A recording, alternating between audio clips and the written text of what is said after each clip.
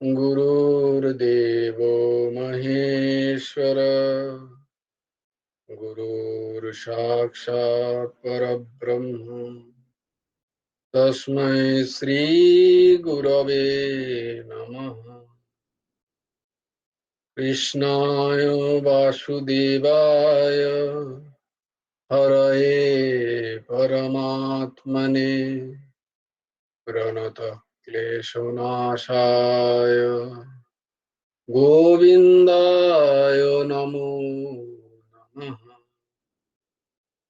देवं सुतं देवं कंसचाणूरमर्दनं देवकी परमानन्दम् कृष्णं वन्दे जगद्गुरुम्। নবকুমার চতুষ্পাঠীর আরেকটি অধ্যায়ে তোমাদের প্রত্যেককে স্বাগত।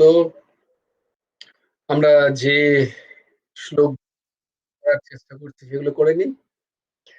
ধর্মক্ষেত্রে কুরুক্ষেত্রে সমবেতায়ুৎসবः মামকাः পাণ্ডবাশ্চৈব কিম অকুর্বত সঞ্জয়।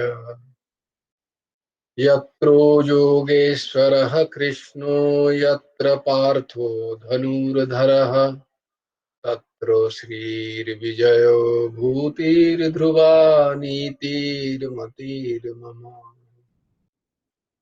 यदा यदा हि धर्मस्य ग्लानिर्भवति भारत अभ्युत्थानमधर्मस्य तदात्मानं सृजाम्यहम्। परित्राणाय साधूनां विनाशाय च दुष्कृताम् धर्म संस्थापनार्थाय সম্ভবামি যুগে যুগে।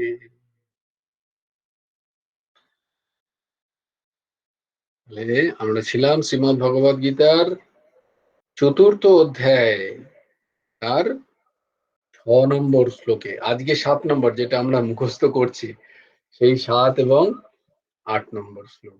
यदा यदा हि धर्मस्य ग्लानिर्भवति भारत अभ्युत्थानमधर्मस्य तदात्मानं सृजाम्यहम्।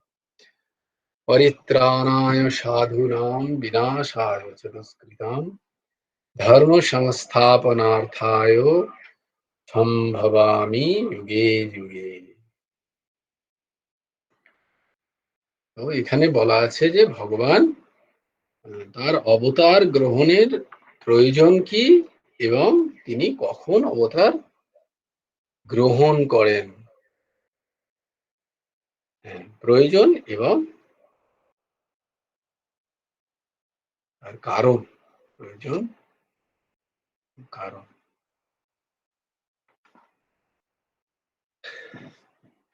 ভগবানের, গুরুদেব লিখছেন, ভগবানের আবির্ভাবের সময় হলেই তিনি আবির্ভাব হবেন, তিনি আবির্ভূত হবেন।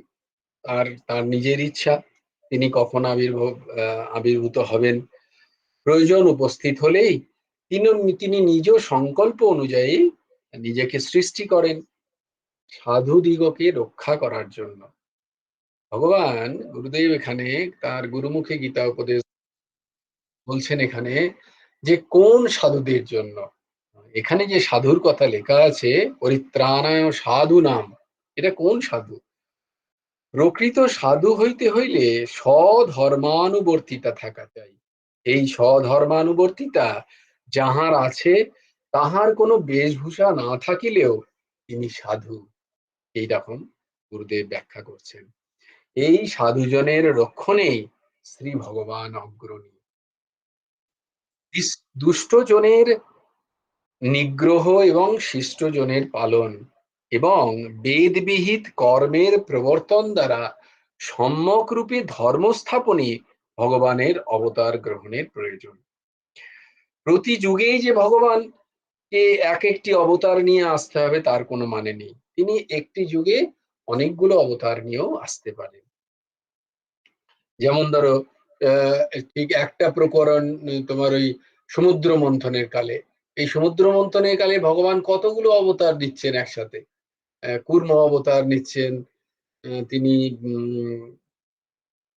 মোহিনী অবতার নিচ্ছেন, আহ, অমৃত অমৃত চুরি করে দেবতাদের পান করানোর জন্য। তো তিনি তাঁর ইচ্ছা অনুযায়ী আহ, তিনি আবির্ভূত হবেন।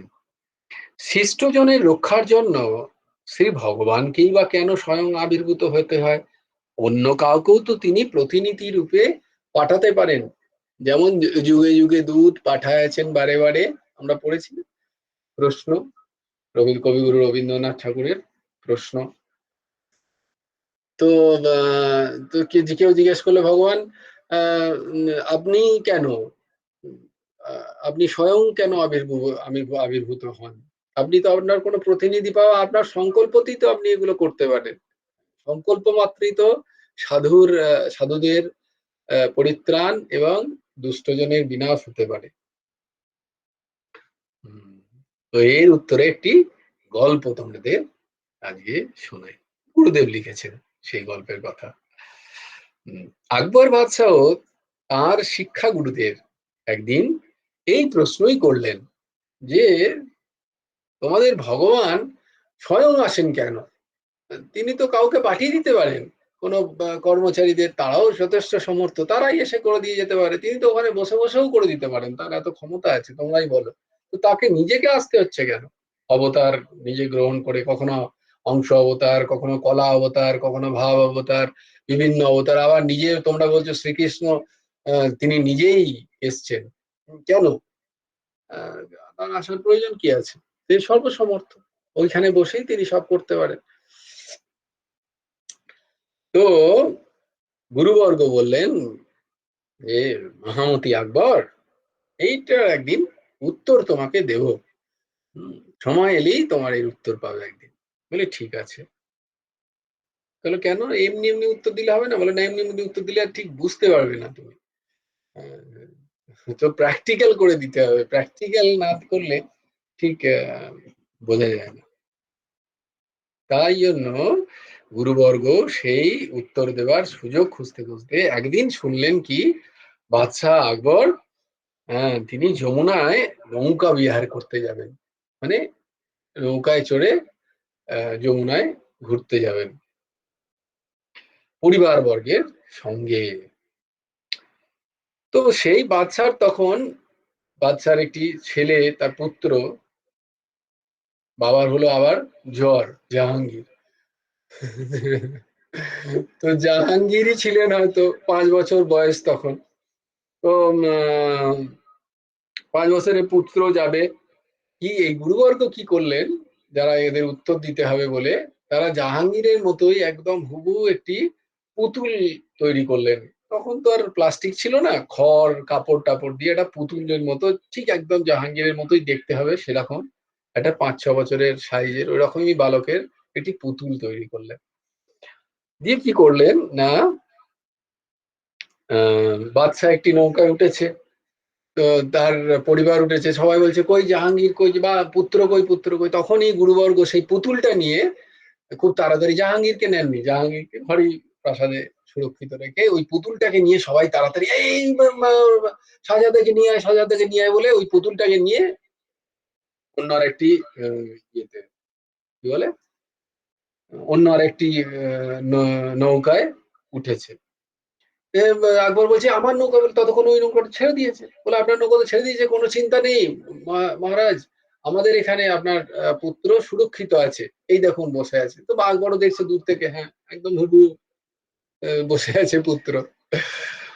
এই করতে করতে নৌকা ঘুরতে ঘুরতে এবারে মাঝ দরিয়ায়, মানে যমুনার মাঝখানে, তখন দুটো নৌকা যখন হাজির, তখন এই গুরুবর্গ কি করে, নাটকের ছলে তাদের ওই নৌকাটাকে একটু হেলে, মানে গুলিয়ে আর কি, দোলানোর ভান করে সেই পুতুলটাকে ফেলে দেয়, সেই পুতুলটাকে যমুনার জলে ফেলে দেয়।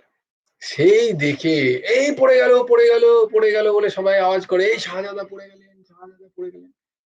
আকবর তখন কি করে, এ শাহজাদা পড়ে গেলেন বলে নিজেই ছাপ দিয়েছে, আর যেই না ঝাঁপ দিয়েছে সবাই মিলে আকবরকে ধরে তুলে নিচ্ছে, এই আমাকে ছেড়ে দাও, আমাকে ছেড়ে দাও, আমি আমার ছেলে পড়ে গেছে, আমাকে ছেড়ে দাও। তো সবাই তারা তারা বড় বড় সৈন্য মানে বলে, আরে মহারাজ আপনি কেন, আমরা আছি তো আপনার পুত্রকে বাঁচানোর জন্য, আমাদের প্রতি আপনার ভরসা নেই, আমরা বাঁচাবো তো, আপনি কেন, আপনি আমাদের আদেশ করলে আমরা এক্ষুনি, আমরা সব ওয়েল ট্রেন্ড সাঁতারু।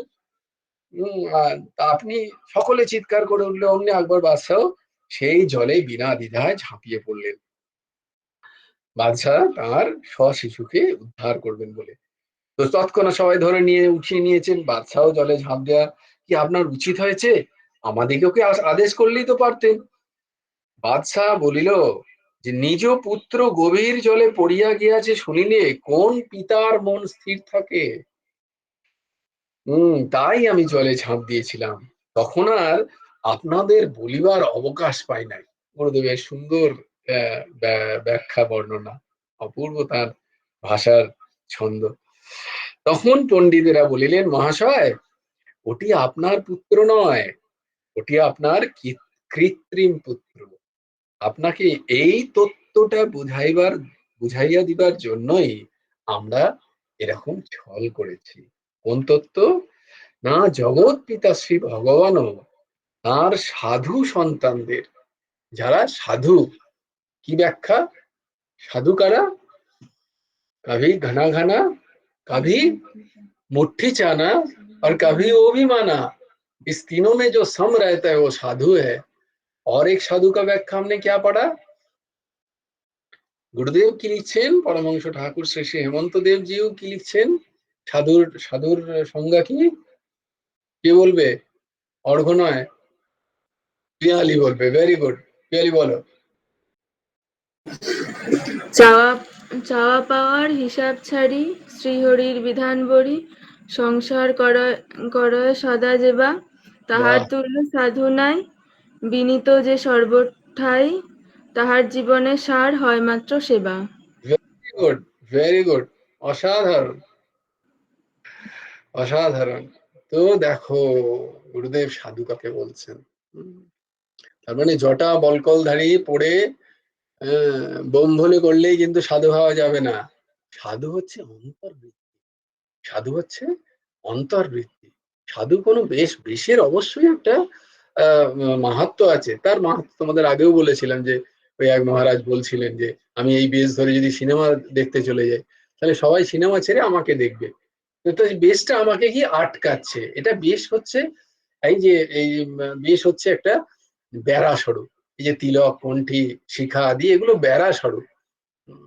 এগুলো আমাকে মনে করিয়ে দেয় যে আমি এই রাস্তায় হাঁটছি, আমার কিছু কাজ, আমার কিছু কর্ম আমার জন্য নয়, এটা নিষিদ্ধ আমার জন্য, এটা আমাকে বেশ আমাকে মনে করিয়ে দেবে। তার জন্য বেশ, তার বেশের নিশ্চয়ই একটা মাহাত্ম্য আছে, কিন্তু সাধুতা হচ্ছে অন্তর্বৃত্তি, এটা বারবার আমাদের মনে রাখতে হবে, সাধুতা অন্তর্বৃত্তি। তো সেই সাধু সন্তানদের যখন বিপদ ঘটে, তখন তিনি আর অন্য কোনো পার্শ্বদের বলার সময় পান না, তাদের রক্ষণের জন্য তিনি স্বয়ং ছুটে আসেন। ভগবানের যখন সকল জীবমাত্রই সন্তান, কেবল সাধুরাই তাহার সন্তান নয়, তখন দুষ্কৃতী দিগকে বিনাশ করিতে শ্রী ভগবানের আবির্ভূত হওয়া কি উচিত? সবাই প্রশ্ন করতে পারি, আহ, আহ, আমরা যারা খুব লজিক্যাল আর কি, তারা বলবো এই যে কোথায়, সবাই তো শ্রী ভগবানের পুত্র, তাহলে দুষ্টজনকে মারবেন আর সাধুজনকে রক্ষা করবেন, এটা তো ভগবানের একচকমই হয়ে যাবে না, এটা তো ঠিক নয়। কারণ দুষ্টজনও তো ভগবানের সন্তান, আবার শিষ্টজনও, সাধুও ভগবানের সন্তান, তাহলে ওদের মারবে আর এদেরকে তাড়ন করবে, ভগবানের কিন্তু এটা ঠিক নয়। হম কারণ সেই বলেছিলাম না যে, নিন্দুকের সব জায়গাতেই নিন্দা করার একটা জায়গা প্রশ্ন থেকে যায়, খুব ভালো খাইয়ে দিল, সে বলবে বড্ড ভালো খাইয়েছে, এরকম আর কি। তাকে কিছু না কিছু বলতেই হবে। তখন আহ কেবল সাধুদের রক্ষা করব, অসাধুদের বিনাশ করব, এইরূপ মনোভাব তো ভগবানের হওয়া উচিত নয়। কারণ শ্রী ভগবানই তো পক্ষপাতিত্ব দোষ নেই, তিনি তো সমদর্শী। তাই ভগবানের এই দুষ্ট নিগৃহ আহ, এটা কিন্তু অহিত আচরণ নয়। দেখো গুরুদেব কি সুন্দর দিগদর্শন করছেন। বিচার করতে যাইলে পারমার্থিকতায় পারমার্থিকতায় হিত আচরণই হইয়া থাকে। পারমার্থিকতা মানে স্পিরিচুয়াল লাইফ। স্পিরিচুয়াল লাইফ বা পরম অর্থ। আমরা যে সমস্ত অর্থ খুঁজছি সেগুলো তো পরম অর্থ নয়। আহ, সেগুলো বিনাশশীল অর্থ। অর্থ মানে পয়সাই শুধু নয়, যা কিছু সে সমস্ত বিনাশশীল অর্থ। আর পরম অর্থ হচ্ছে যা আমাকে আমার আধ্যাত্মিক জীবনে আগে নিয়ে যাবে, যে অর্থ, সেটাকে বলা হয় পরম অর্থ। সেই পারমার্থিক জীবন যদি ঠিক ঠিক করে আহ আগে বাড়তে হয়, বা পারমার্থিক রাস্তায় অগ্রসর করানোর জন্য যারা তার অধর্মের পথে হাঁটে, তাহলে তার পারমার্থিক অর্থ সংগ্রহ হবে না, পারমার্থিক পথে তাদের হাঁটা হবে না। কিন্তু ভগবান তো সেটা চান না। ভগবান চান তার সমস্ত সন্তান পারমার্থিক পথে হেঁটে সেই দিব্য, যে অনাদি অনন্ত সুখের আধার স্বরূপ তার শ্রীচরণার বিন্দের আশ্রয় নিক। এটাই ভগবানের ইচ্ছা। তাই জন্য তিনি পারমার্থিক পথে যাতে তাদের হিত হয়, যাতে তাদের সুবিধা হয় চলার জন্য, ভগবান দুঃখ কষ্ট দেন বা অসাধুদের তাড়ন করার মতো মনে হয়, তাদের নিগ্রহ করেন, বাহ্যত নিগ্রহ করেন। এতে ভগবানের স্নেহ বা, এবং ধরো যেন কোনো কোনো ছোট্ট বাচ্চা যখন দুষ্টুমি করে, কোনো মতেই কথা শোনে না, তখন মা তাকে যখন মারধর করে, সেই মায়ের কি করতে তখন দেশভাব থাকে না, এই ভাব থাকে না, যে ছেলেটিকে সোজা পথে আনা, ভালো পথে আনা, তাই না, সুন্দর পথে।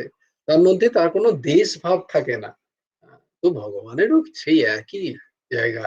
আর দুষ্ট নিগ্রহের মানে হলো এই নয় যে দুষ্টদের প্রতি তার দেশ ভাব আছে, বা যেটাকে চলিত বাংলায় রাগ বলি। তার কোনো ক্রোধ নেই, তার কোনো ক্রোধ নেই, নাই তার সাধুদের প্রতি কোনো রাগাত্মিকা বুদ্ধি। তার সমদর্শই, সেই সমদর্শনের জায়গা থেকেই ভগবানের আচরণ হয় দুষ্টদের দমন বা নিগ্রহ করার জন্য, যাতে তাদের পারমার্থিক উন্নতি হয়, যাতে তারা আহ, ভগবানের রাস্তা, ধর্মের রাস্তা অনুসরণ করে এই মনুষ্য শরীরকে অপব্যবহার না করে, যাতে এই মনুষ্য শরীরের যে পরম অর্থপ্রাপ্তির যে সম্ভাবনা, সেই সম্ভাবনার দিকটা যেন তারা দেখতে পায়, প্রত্যেকে যেন দেখতে পায়।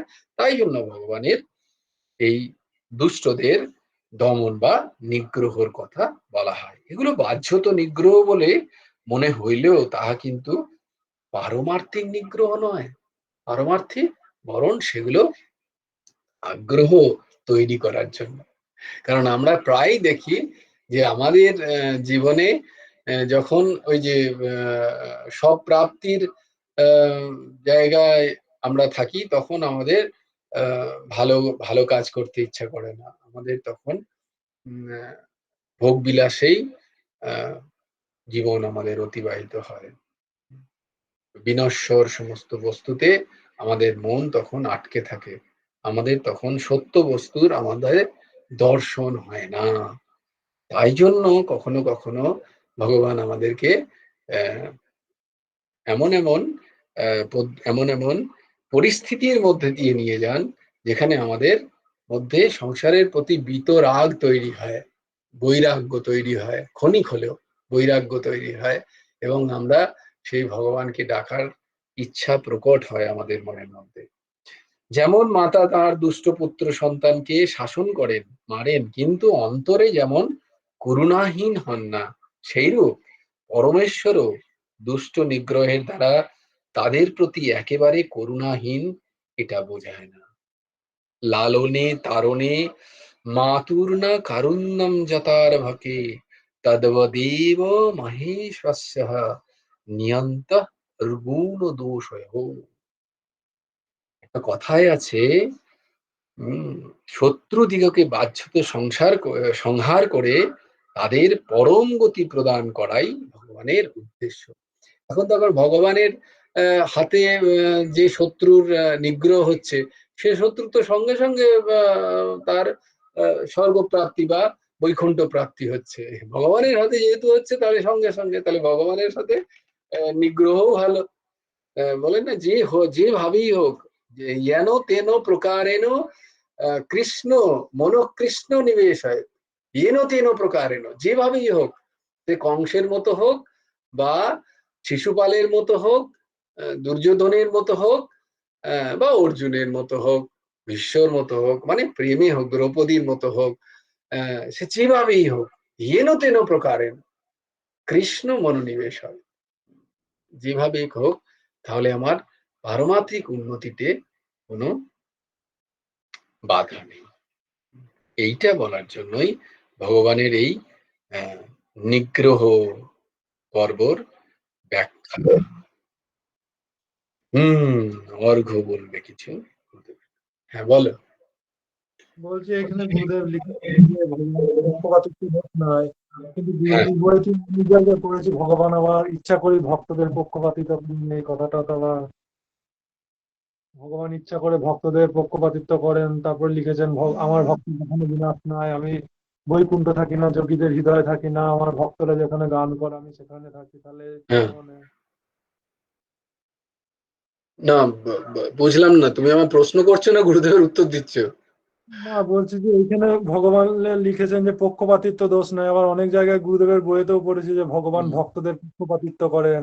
হুম, হুম, তাহলে এটা তো দুটো মানে অন্যরকম হয়ে যাচ্ছে। তাই তো, তাই তো, একদম ঠিক বলেছো।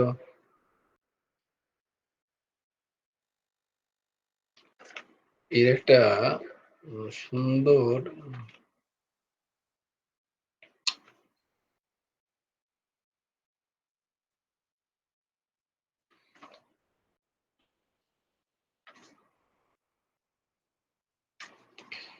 ভগবান বলছেন যে আমি তো পক্ষপাতিত্ব করি না, তাহলে তিনি আম,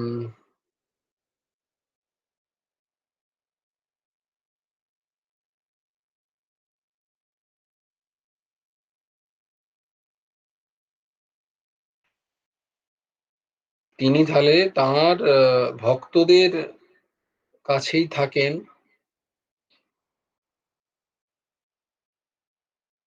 এরকম আমরা অনেক জায়গায় শুনতে পাই।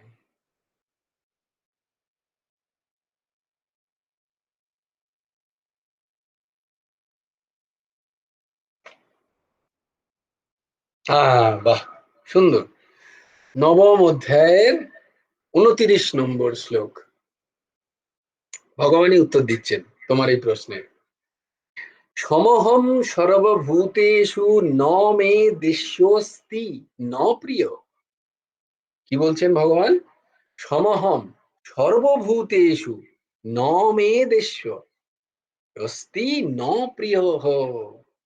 বলছেন, ব্যাখ্যাটা হচ্ছে এরকম, যে সর্বভূতে আমি সমান, অর্থাৎ এক রূপ।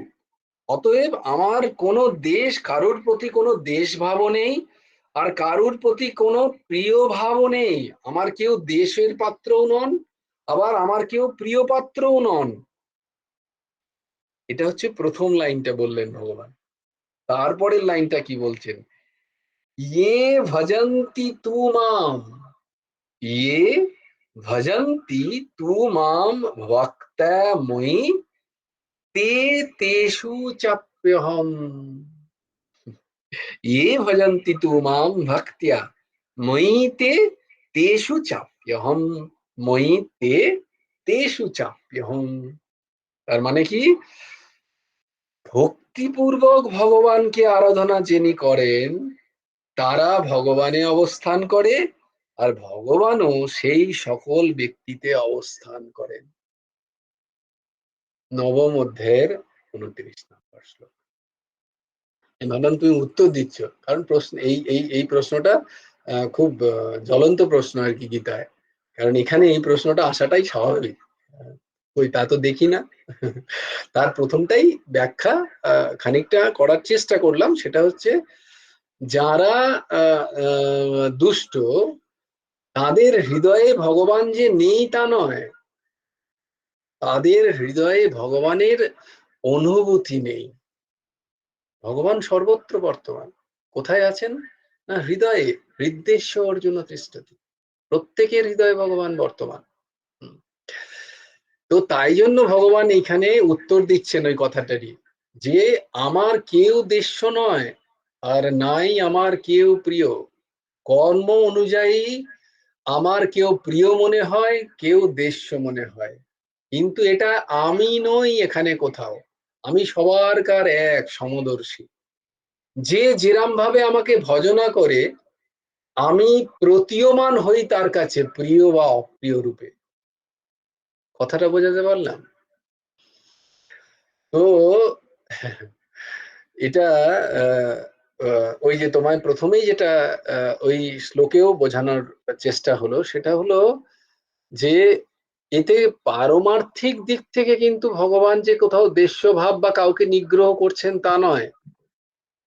কোনো পারমার্থিক দিক থেকে মানে তার যে পরম অর্থ প্রাপ্তিতে তাকে যে নিগ্রহ করছেন তা নয়, বরং তাকে পরম অর্থের প্রাপ্তির সুবিধা করে দিচ্ছেন। আচ্ছা, এই নিয়ে আরেকটা গল্প মনে পড়ে গেল, সেটা বলবো, তার আগে পিনাকি হাত তুলেছে। হ্যাঁ বলো।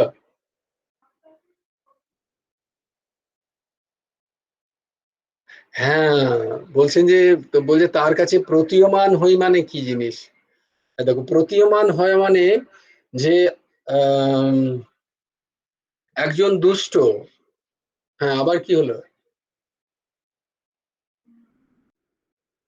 না না, ভুল করে। হ্যাঁ, তো প্রতীয়মান মানে কি হচ্ছে, আম, যেমন দৃষ্টি তেমন সৃষ্টি। একবার কি হলো, যুধিষ্ঠির এবং দুর্যোধন, ওরা অশ্বমেধ যজ্ঞ না রাজস্ব রাজস্ব রাজসূয় যজ্ঞ করবেন। তো যুধিষ্ঠিরকে বলা হলো যে আপনি এই জগতে একটি খারাপ মানুষ খুঁজে নিয়ে আসুন, আর দুর্যোধনকে বলা হলো আপনি একটা ভালো মানুষ খুঁজে নিয়ে আসুন। সবাই দুজনেই ঘুরে এলো 15-20 দিন টোটাল ওয়ার্ল্ড ট্যুর করে। দুর্যোধন একটাও ভালো মানুষ পায়নি কোথাও। সে বললো না, কোথাও ভালো মানুষ নেই, গোটা বিশ্ব খারাপ মানুষে ভর্তি। আর যুধিষ্ঠিরও ঘুরে এলেন, তিনি এসে বললেন আমি কোথাও একটি খারাপ মানুষ পেলাম না। তো বলার উদ্দেশ্য হচ্ছে ভগবান তো দ্রষ্টা স্বরূপ, সৃষ্টি করে এই সৃষ্টিতে তিনি দ্রষ্টা স্বরূপ। এবার জীবের প্রকৃতি অনুযায়ী সে ভগবানকে সেই রূপে দেখেন। ইয়ে যথা মাম প্রপদ্যন্তে তাম তথৈব ভজাম্যহম। ভগবান গীতাতেই বলছেন। আমি শ্লোকটা পেরিয়ে এলাম, আমি প্রথমে ভেবেছিলাম ওই দিয়ে উত্তর দেবো, কিন্তু এই উত্তরটা খুব স্পষ্ট আসলে 9 নম্বরের 29 নম্বর শ্লোকে। তো বলছেন ভগবান যদি তার, তাহলে প্রতীয়মান কথাটা বোঝা গেল, যে আমার দৃষ্টি, আমি ভগবানকে ওই রূপেই দেখি যে ভগবান হচ্ছে দুষ্টের দমন করেন। ইয়েস, গালাপিকা বলছে যে ফ্রেম অফ রেফারেন্স, বিকজ ভগবানকে আমরা ফ্রেম অফ রেফারেন্স নিচ্ছি। So what ever I am doing, I am taking god as like that. আমার কাছে ভগবান সেইরকম প্রতীয়মান হচ্ছে। আমি ভীত, যেহেতু আমার ভেতর গিল্টি ফিলিংস আছে, তাই জন্য আমি সবসময় ভগবানকে ভয় করছি, ভগবানকে ভীত আছি, আমি ভগবান ভালোবাসতে পারছি না। তার সামনেই দেখছি, এই যে ভগবানকে ভয় খাওয়ার মূল কারণটা কিন্তু ভগবান নন, কারণটা হচ্ছে আমার নিজেরই মধ্যে গিল্টি ফিলিংস। এই গিল্টি ফিলিংসটা কে করছে? ভগবান আছেন বলেই না। বিবেক রূপে ভগবান সেই হৃদয়েও বসে আছেন বলে আমার মধ্যে কোথাও না কোথাও একটা ভীতির সঞ্চার হচ্ছে। কোথাও কোথাও I am not facing my self. দেখো, দুষ্কৃতি যিনি আছেন তারও সেই ওই একই দশা। কিন্তু সতের ক্ষেত্রে তাই জন্য এই প্রেম ভাব, ভক্তির যে উচ্চতর ভাব, তার করতে গেলে তার যে সাধন পদ্ধতি, ওই মন নির্মল না হলে ঠিক ঠিক ওই প্রেম আস্বাদন হয় না। এই ভগবান বলছেন, আমার কেউ দেশ্য নয়, আমার কেউ দেশ্য নয় এবং আমার কেউ প্রিয়ও নয়। কিন্তু ভক্ত, ঠিক পরের লাইনটাই তিনি বলছেন, কিন্তু ভক্তের হৃদয়ে আমি থাকি এবং আমার হৃদয়ে ভক্ত থাকেন। বলবে এখানে কি হলো, তাহলে এখানে তো আবার ঝামেলা হয়ে গেল। না, ভগবানের হৃদয়ে সবাই আছেন। ভগবানের হৃদয়ে সবাই আছেন, কিন্তু ভক্তরা যেহেতু ভগবানকে ডাকছেন, তাই তাদের উপলব্ধি হচ্ছে মাত্র। যেমন আগুন জ্বলছে সবার জন্যই, যে আগুনের কাছে যাবে সে তাপ পাবে, যে আগুনের কাছে যাবে না আর ঠান্ডা লাগবে দূর থেকে। It's as simple as that. এর মধ্যে আগুনের প্রবলেমটা কোথায়? আগুন তো সবাইকেই সমান তাপ দেওয়ার জন্য প্রস্তুত, তাই নয় কি? সূর্য তো সবার জন্য উদয় হচ্ছে। হম তো যে তাপ গ্রহণ করতে চায় সে সূর্যের বাইরে বেরোবে, যে ঘরের ভেতরে বসে থাকবে সে সূর্যের তাপ কি করে পাবে? তার জন্য তুমি সূর্যকে দোষ দিতে পারো কি? পারো না। ঠিক তেমনি ভাবেই তুমি যেটা বলছো, গুরুদেব যেটা দেখাচ্ছেন, আর ভগবান নিজেই উত্তর দিচ্ছেন এই গীতাতেই। গুরুদেব যেখানটা লিখেছেন সেখানেও ওই গীতারই রেফারেন্স আছে, দেখবে যে ভগবানের কেউ দেশ্য নয়, কেউ প্রিয় নয়, কিন্তু যারা তার কাছে প্রিয়র মতো আচরণ করছে তার কাছে তিনি প্রিয় রূপে কি বলে এটা, ভাতি। ওই যে সন্ধিনী, সম্বিত, আর হচ্ছে সম্বিত, সন্ধিনী এবং লাদিনী, মানে চিত, সৎ, চিত এবং আনন্দ, অস্থি, ভাতি এবং প্রিয়। অস্তিত্ব রূপে তিনি সর্বত্র বর্তমান, কিন্তু প্রতিভাত হচ্ছেন। হ্যাঁ, তিনি তিনি মেটেরিয়ালাইজ হচ্ছেন, ম্যানিফেস্ট হচ্ছেন তার কাছে, যিনি তাকে ম্যানিফেস্ট করতে চান। রাইট? যিনি ঘর থেকে বেরিয়ে সূর্যকে দেখছেন তিনি বলছেন হ্যাঁ সূর্য উঠেছে। যিনি সারাদিন ঘরে বসে আছেন তার কাছে দরকারই নেই সূর্য ওঠার। তিনি তো দেখতেই চাইছেন না সূর্যটাকে। তো এই ক্ষেত্রেও ঠিক একইভাবে উদাহরণ দেওয়া যায় এই দুষ্কৃতি বা সুকৃতি সম্পন্ন জীবের ক্ষেত্রে। শ্রী ভগবান যদি তার ভক্তকেই একমাত্র অনুগ্রহ করেন, তাহলে অভক্তকে অনুগ্রহ করেন না বা না করেন, তবে তার সমতা কোথায়? বৈষম্য তো আসিয়া পড়ে, একই কথা গুরুদেব লিখছেন। কিন্তু তাহা নয়। এই দেখো, হরি বল হরি বল, গুরুদেব ওই একই উদাহরণ, সূর্যেরই উদাহরণ দিচ্ছেন। আকাশব্যাপী সূর্য তেজের ন্যায় শ্রী ভগবানেরও পক্ষপাতিত্ব নাই। তবে ফলের বৈষম্য হওয়ার কারণ, যে ব্যক্তি অগ্নিকে একদম দেখো, মানে কোথাও কখন আমি হয়তো পড়েছি, আজকে সেই উদাহরণ দিলাম, গুরুদেব ঠিক সেটাই বলছেন, যে অগ্নিকে প্রদীপাদিতে ধরিয়া রাখিয়ে, দেখো এটা একটা দারুণ উদাহরণ, যিনি অগ্নিকে প্রদীপ আদিতে ধরে রাখেন সেই অন্ধকারে আলো পাবে, তাই না? যে প্রদীপ আদিতে ধরে রাখেনি, কারণ সমস্ত তেজের উৎস, আলোর উৎস হচ্ছে সূর্য। তার মানে প্রদীপ আদিতে ধরে রাখার মানে কি, আমি আমার সন্ধেবেলার প্রদীপ জ্বালানোর জিনিসপত্রগুলোর ব্যবস্থা করে আমি নিজে রাখিনি, দিয়ে সন্ধেবেলা আমি চেঁচাচ্ছি। দুজনের সামর্থ্য ছিল, একজন ব্যবস্থা করে রেখেছে তেল, দেশলাই, সলতে বা মোমবাতি কিনে রেখেছে, একটি দেশলাই কিনে রেখেছে, আর একজনেরও সেই সামর্থ্য ছিল কিন্তু সে করেনি। তাহলে আলো কার ঘরে জ্বলবে? যার ঘরে আছে এগুলো তার ঘরেই জ্বলবে না। তো সিম্পল, যে চেষ্টা করে এইগুলো জোগাড় করে রেখেছে। হ্যাঁ, সেই জন্যই ভগবান উদাহরণ দিচ্ছেন, যে ব্যক্তিকে অগ্নিকে প্রদীপাদিতে ধরে রেখে অগ্নি তাহারই গৃহে অন্ধকার দূরীভূত করে, অন্যের গৃহে নয়। এইরূপ যে তাহার তাপ গ্রহণ করে, তাহারই শীত আদি দুঃখ অগ্নি নিরসন করে, অন্যের নয়। সেইরূপ শ্রী ভগবানকে যাহারা ভজনা করে তাহারাই তাকে উপলব্ধি করেন। অন্যে কি করে করবেন? যারা ভজনই করছেন না, যাদের বিশ্বাসই নেই, যারা সেই রাস্তাতেই হাঁটছেন না, তারা কি করে করবেন?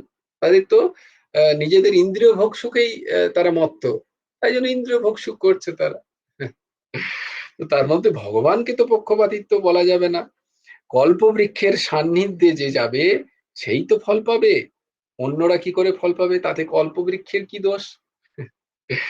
সেইরূপ ভক্তের পক্ষপাতিত্বে ভগবানেরও দোষ নেই, এটা ভক্তেরই মহিমা।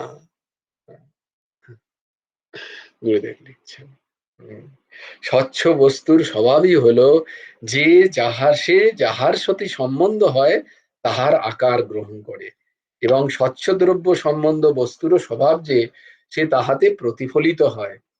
যেমন সর্বত্র সূর্য তেজ আছে, কিন্তু সূর্য তেজ দর্পণ, তুমি কাঁচ আয়না যদি রাখো তাহলে দেখো সেই সূর্য তেজ সেটা আবার প্রতিফলিত হয়ে অন্য একটা জায়গায় যায়।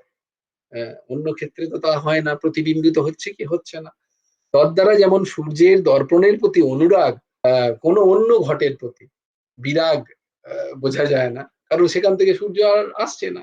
তাই জন্য তুমি বলবে তাহলে সূর্য কেন ওর প্রতি এক চোখে প্রতিফলিত হয়ে এবং অস্বচ্ছ অভক্ত চিত্তে অভিব্যক্ত না হয়ে, এই দেখো বুঝতে পারলে, এই দেখো এইখানে প্রতিফলিত বা প্রতীয়মান যে কথাটা আমি বললাম, এই যে প্রতীয়মান বা প্রতিফলিত হচ্ছেন ভগবান সেই সূর্যের মতোই দীপ্যমান, তার হৃদয় এরও হৃদয়ে, কিন্তু যিনি তার মনকে নির্মল করেছেন, দর্পণের মতো স্বচ্ছ করেছেন, সেখানে ভগবান প্রতিবিম্বিত হচ্ছেন, সেখানে উজ্জ্বল জ্যোতিষ্কের মতো ভগবানের উপস্থিতি আমরা দেখতে পাচ্ছি।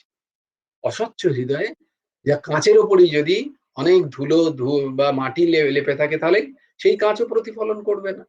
সেইটাই হচ্ছে অস্বচ্ছ হৃদয় বা অভক্ত চিত্তের কথা ভগবান গুরুদেব এখানে লিখছেন। সেখানে ভগবানের অভিব্যক্ত না হয়ে ভগবান কাহারও প্রতি অনুরাগী এবং কাহারও প্রতি বিরাগী হন না। ভগবান কাহারও প্রতি অনুরাগী এবং বিরাগী হন। তাহলে আমরা বুঝতে পারলাম না? পারলাম না? ও, পারলাম। বেশ, তাহলে আমরা চলে যাই নামে। গৌরহরি, ও গৌরহরি, তুমি রবিবার কোথায় গেছিলে? একটা গল্প বলবে, ওটা পরের দিন। ও হ্যাঁ, কি একটা গল্প বলবে, সবাই কি শুনবে গল্পটা? গৌরহরি শুয়ে পড়বে, আগে নামটা করে নি তাহলে গৌরহরির সাথে সাথে। হ্যাঁ গৌরহরি, তুমি কালকে কোথায় গেছিলে?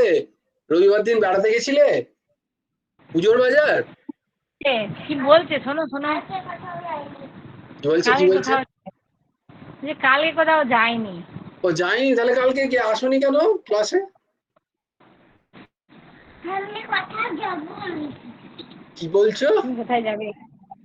কালকে ওকে তাড়াতাড়ি শুয়ে দিয়েছিলাম, তো পরীক্ষা চল স্কুলে যাচ্ছে, তো সকালে উঠে যে উঠতে পারছিল না।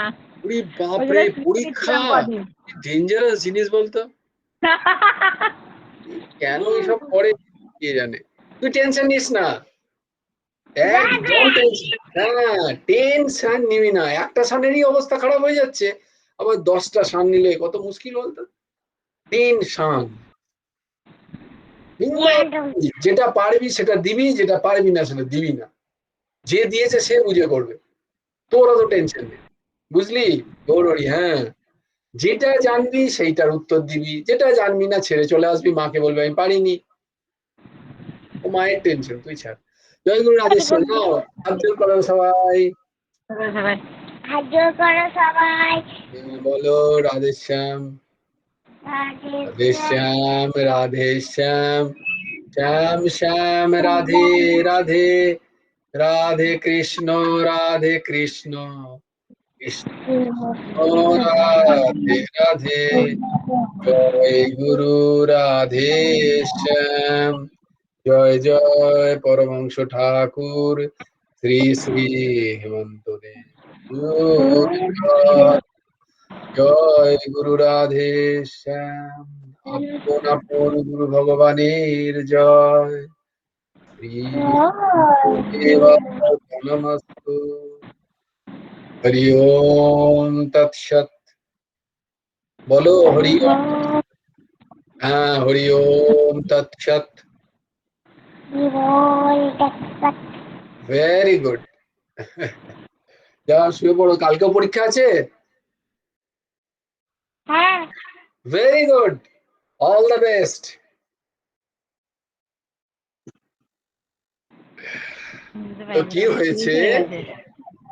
পারমার্থিক পারমার্থিক উন্নতির পথে ভগবানের এই নিগ্রহ, যে মানে কাউকে সাজা দেওয়া, এটা একটা দারুণ, একটা সুন্দর গল্প আছে। ইংরেজ আমলে এক সজ্জন ব্যক্তি, তখন তিনি উম, খুব ভালো কাজ করতেন সমাজের জন্য। ইংরেজরা তাকে একটা স্পেশাল কি বলে, স্পেশাল পাওয়ার দিয়েছেন তাকে।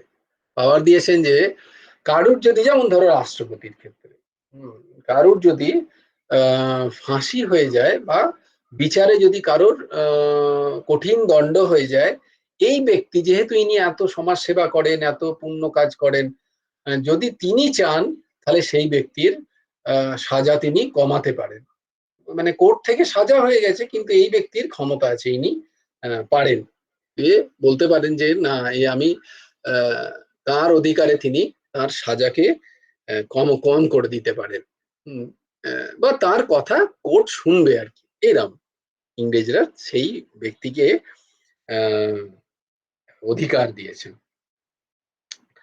তো কি হয়েছে, তার এক কন্যা সন্তান ছিল। সেই কন্যা সন্তান কে একজন একজন সমাজ বিরোধী, যে সমাজের বিভিন্ন বাজে কাজ করত, সে কি করে, কোনো রকমে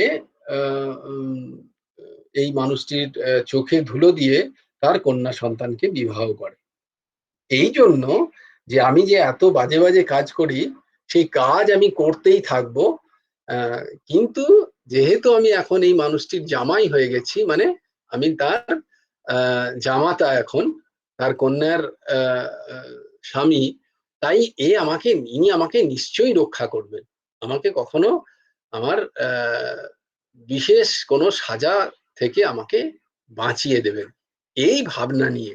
তাহলে ভাবনাটা দেখো, তার স্বার্থমূলক ভাবনা নিয়ে সে সেই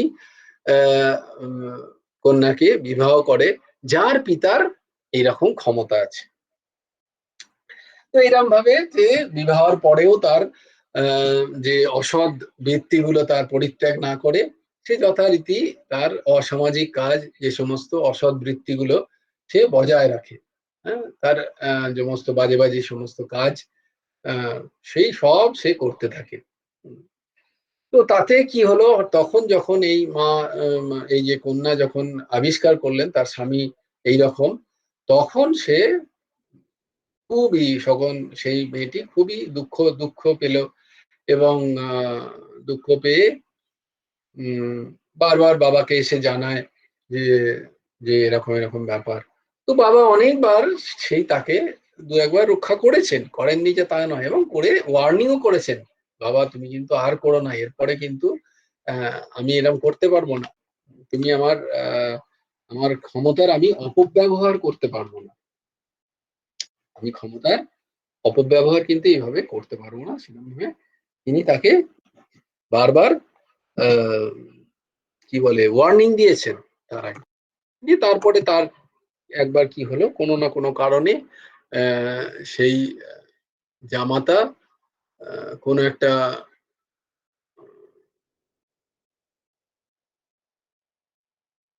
তোমরা শুনতে পাচ্ছ আমাকে?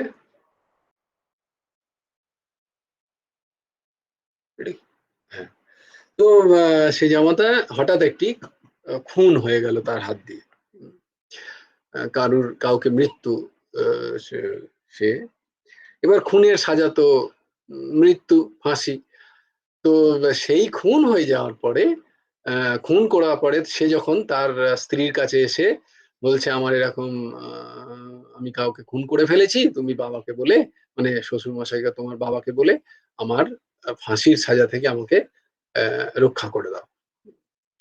তখন সেই মেয়েটি বললেন না, আর নয়, এ তো আজকে একটা এতদিন ধরে অসাধু কাজ করে চলেছে, সমাজের ক্ষতি করে চলেছে, শুধু এই কারণেই যে আমার পিতার, আমার বাবার এই এত ক্ষমতা আছে, এবং তাকে বাঁচিয়েওছে অনেকবার, কিন্তু আর নয়, এতে আমিও দোষী হয়ে যাচ্ছি।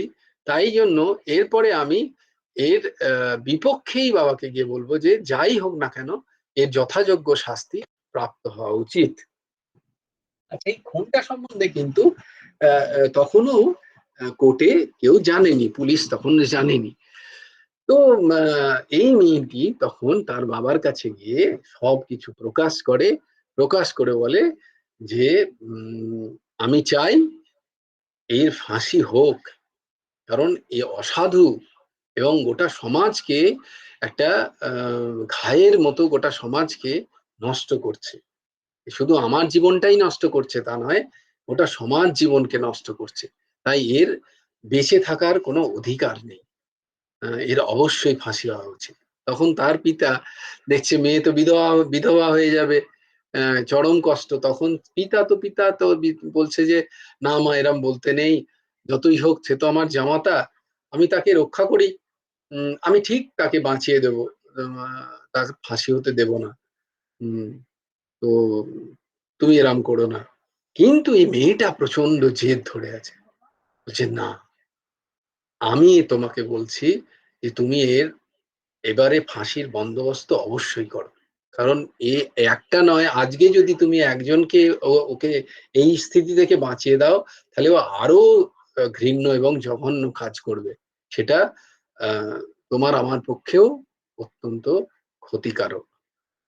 তো পিতাকে প্রচন্ড পরিমাণে জেদ ধরার কারণে তখনও কিন্তু তখনও কিন্তু পুলিশে জানে না যে সে খুন করেছে। তো এই পিতা গিয়ে পুলিশকে বলে যে আমার জামাতা খুন করেছে, অমুক অমুক ফলানা মানুষকে, তাকে খুঁজে পাওয়া যাচ্ছে না, কারণ আমার জামাতা তাকে খুন করেছে। তোমরা আমার জামাইকে বা জামাতাকে, আমার কন্যার স্বামীকে ধরে নিয়ে এসে তাকে যথাযোগ্য কোর্টে পেশ করে তার যথাযোগ্য যা শাস্তি হওয়া উচিত সেই শাস্তি প্রদান করো। তাহলে এতে কি হলো দেখো, যে তার হয়তো শাস্তি পেতে বেশ খানিকটা সময় লাগতো। পুলিশ তাকে ধরতো বা প্রথমে তো জানতে পারতো, তারপরে পুলিশ তাকে ডিটেকটিভ করে তাকে খুঁজতে হতো, খুঁজে তারপরে তাকে ধরতে হতো, তাকে আসামি সাব্যস্ত করতে হতো, তারপরে তার ফাঁসির অর্ডার হতো এবং সেই ফাঁসি এক্সিকিউট করতে বা ফাঁসি দিতে সেই সময় লাগতো। কিন্তু যেহেতু ইনি বললেন, তাতে কি হলো, তার ফাঁসিটা অনেক অ্যাগ্রিভেট, মানে খুব তাড়াতাড়ি হয়ে গেল। এতে কি হলো দেখো, এটা বলার উদ্দেশ্য যে যেহেতু ইনার সেই ক্ষমতা ছিল, তাই এই যে জীব যে শরীরে এসে পাপ কর্ম করছিল, সেই পাপ কর্ম থেকে তাকে, সে যদি আরো বেশ কিছুদিন সমাজে খুলে ঘুরে বেড়াতো, তাহলে তার দ্বারা আরো অনেক পাপ কর্ম হতো। তাতে ক্ষতিটা কার হতো? সমাজের তো হতো, যার হতো নিমিত্ত কারণে। কিন্তু সেই জীবও তো সেই কর্মের তাকে ফল তো ভোগ করতেই হবে, এই শরীরে না হলে অন্য কোনো শরীরে। তাকে তো প্রত্যেকটা কর্মের ফল ভোগ করতে হবে। তাহলে তার যদি সেই কর্ম থেকে বা সেই জীবের যে শরীরে সেই কাজটা করছে সেই শরীর যদি নিবৃত্ত তাড়াতাড়ি হয়ে যায়, তাহলে তাতে লাভটা কার? সেই জীবেরও তো তাই। তাহলে তাকে কর্ম তো লিমিটেড ভোগ করতে হচ্ছে। তো ভগবানের দুষ্ট নিগ্রহের ক্ষেত্রেও হঠাৎ করে এই গল্পটার কথা আমার মাথায় এলো আমার, যে ভগবান যদি দুষ্ট নিগ্রহ তাড়াতাড়ি করেন, বলে না ঘোড়া এখনো ভরেনি তাই জন্য সে এখনো পাপ করে যাচ্ছে। তাহলে বলা যায় ভগবান যদি কাউকে নিগ্রহ করে বা কেউ যদি ধরা পড়ে যায় তার পাপ কাজ করে, জানবে সেটা তার পক্ষে অনেক অনেক ভালো, ভগবান কৃপা করেছেন, এটা বুঝতে হয়। যদি যদি তুমি কোনো পাপ কাজ করে না ধরা পড়ো, তাহলে জানবে যে রয়ে গেছে, সে পাপের ফল ভোগ করতে হবে, কর্ম তোমায় ছাড়বে না। কিন্তু চিত্রগুপ্ত চিত্র তুলেই রেখেছে, সেখান থেকে কারুর ছাড় নেই। এটা একদম দৃঢ় সত্য, দৃঢ় সিদ্ধান্ত। আমি এখানকার হয়তো ল থেকে বেঁচে গেলাম, কিন্তু ভগবানের কোর্ট থেকে বাঁচার কারুর ক্ষমতা নেই। যমরাজ সেখানে লিখে দিয়েছেন তোমার সবকিছু উইথ ফটো। সেখান থেকে কর্ম থেকে বাঁচার ক্ষমতা কারুর নেই। তুমি হয়তো প্রকাশ করলে না, কিন্তু হৃদয়ে বসে ভগবান তার সাক্ষী হয়ে আছেন। তুমি হয়তো এখানে সাজা পেলে না, কিন্তু সাজা তোমার জন্য অপেক্ষা আছে, বা সাজা বা পুণ্য বা যেটাই বলো তুমি। পুণ্য করলে কাউকে বললে না, তার ফল কিন্তু তুমি পাবেই, এর মধ্যে কোনো দ্বিধা নেই। যদি নিষ্কাম না হয়, যদি কামনা নিয়ে হয়, ফল পাবেই। তাই জন্য তাই সাজা পেয়ে নেওয়াই ভালো, তাই না? এইভাবে সেই মনে আছে থ্রি ইডিয়টস এ, থ্রি ইডিয়ট যদি তোমরা দেখে থাকো, যে बोले all is well, all is well, all is well. बोले all is well, all is बोल के सब ठीक हो जाता? बोले नहीं नहीं, ठीक नहीं होता, मन को बेवकूफ बनाते हैं।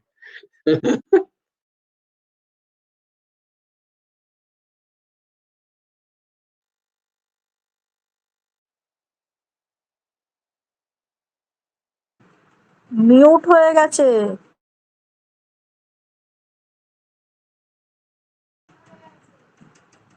হুম,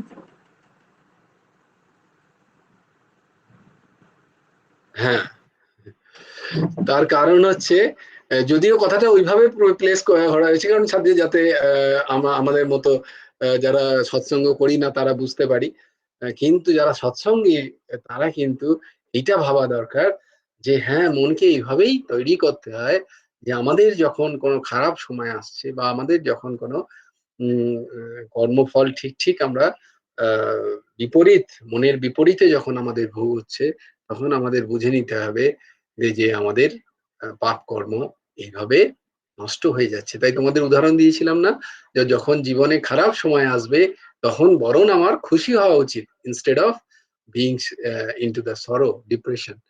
কারণ আমি তখন কেন খুশি হব? কারণ আমার কখনো না কখনো কোনো বাজে কর্ম এই সময়টার মধ্যে দিয়ে কেটে যাচ্ছে। আর ভালো সময় এলেই সাবধান হয়ে যাওয়া উচিত, তটস্থ হয়ে যাওয়া উচিত। তখন মদমত্ততায় যেন গা ভাসিয়ে দিই না আমরা। তখন আরো উচিত যেন এই সময় আমার কোনো পাপ কার্য না হয়ে যায়, আমার যেন ঔদ্ধত্যপূর্ণ আচরণ না হয়ে যায় কারোর প্রতি। আমার যেন আরো বেশি বেশি ভুল কর্মে আমি ফেঁসে না যাই। তাই জন্য খুব আহ, দেখুন, দেখো যে কোনো দুঃখের সময় আমাদের ব্রেন খুব কাজ করে তখন প্রপার। আমাদের যখন পা গুলো সব মাটিতে থাকে, আর যখনই আমাদের সাকসেস আসে, আনন্দ হয়, খুশি আসে জীবনে, তখন আমরা উই আর অল ফ্লাই, তখন আমরা সবাইকার মাথায় চড়ে বসতে চাই। হ্যাঁ, আমাদের তখন সমস্ত পাপ কর্মগুলো আমাদের হয়। এইটা হচ্ছে আধ্যাত্মিক স্তরে যারা যারা হাঁটছে, যাদের এই বোধ বিবেক একটুও জাগৃত হয়েছে, তাদের বিচার বুদ্ধি ঠিক উল্টো হয়ে যায়, একদম উল্টো। যারা তো নিজেই বুঝতে পারবে যে আমার হাঁটাটা ঠিক ঠিক রাস্তায় হচ্ছে কি হচ্ছে না। যখনই দেখবে তোমার প্র্যাকটিক্যালি তুমি তোমার কোনো ঘটনায় তুমি কিভাবে রিয়াক্ট করছো, তোমার মনের কি দশা, তাহলেই তুমি বুঝতে পারবে যে আমার সবকিছু ভালো আছে, আমি খুব খুশি, আমি কাউকে পাত্তা দিচ্ছি না। মন নিজের মনকেই জাজ করতে পারবে। হ্যাঁ, তখনই মন কিভাবে তোমাকে পাপ কার্যের প্রতি বা ভোগের প্রতি তোমাকে টেনে নিয়ে যাচ্ছে, জানবে হচ্ছে না, হচ্ছে না। এই মনকে তখন সেখান থেকে টেনে নিয়ে আসতে হবে, যদি আধ্যাত্মিক রাস্তায় হাঁটতে চাই আমরা। বেশ, সবাই ভালো থেকো, সুস্থ থেকো। কালকে, হ্যাঁ, কালকেও দেখা হবে। বেশ, জয় গুরু রাধেশ্যাম, জয় গুরু রাধেশ্যাম। জয় গুরু রাধে।